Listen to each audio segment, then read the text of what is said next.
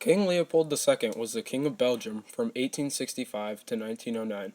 King Leopold was born on April 9, 1835, in Brussels, Belgium. When Leopold II was born, the country of Belgium was only about 5 years old. Leopold grew up with an obnoxious family, with his dad, King Leopold I, and his mom, Queen Louise. As a young boy, Leopold wanted to acquire an overseas colony that would give him the riches without much of a fight. He was preparing for being a leader. In 1853, King Leopold II married an Austrian woman named Marie Henriette. Together, they had 4 kids. Together, King Leopold and Marie Henriette had 3 girls and 1 boy. This is a picture of their firstborn girl. Her name is Louise, and they had her in 1858.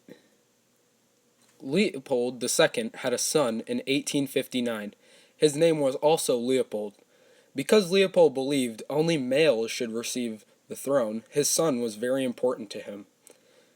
But Leopold died in 1869 when he was only 9 years old from pneumonia. Leopold II couldn't believe this news because this meant that he had no son that could take over the throne. He was very devastated. King Leopold had his 3rd child, and it was a girl. Her name was Stephanie, and she was born in 1864. King Leopold had her just before becoming king in 1865. And their 4th and last child was also a girl named Clementine, who was born in 1872. In 1876, Leopold II picked Henry Morton Stanley to be his explorer in Africa. Stanley explored the Congo River Basin for 5 years, setting up trade posts, built railroads, and made many treaties.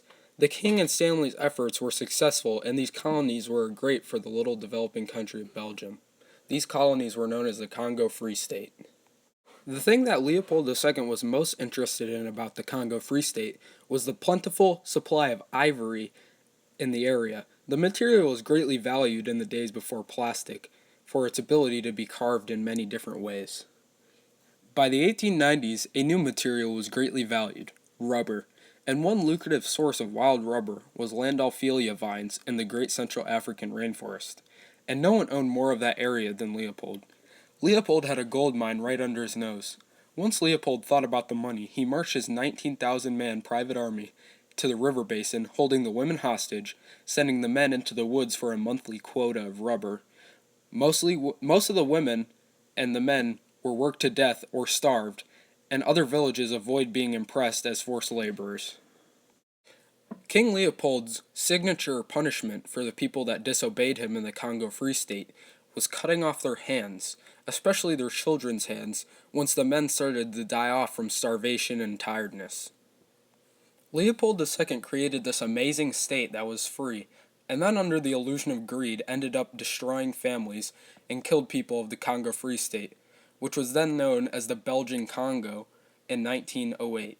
Leopold then demanded money from the government for his prized possession, but the most horrible part was that other countries were copying Leopold's forced labor system for gathering rubber, leading to more mass casualty. Some of the other countries were France, Germany, and Portugal. In conclusion, Leopold ended up turning out to be a horrible man, leading to mass casualty and allowing other countries to get this idea of forced labor systems.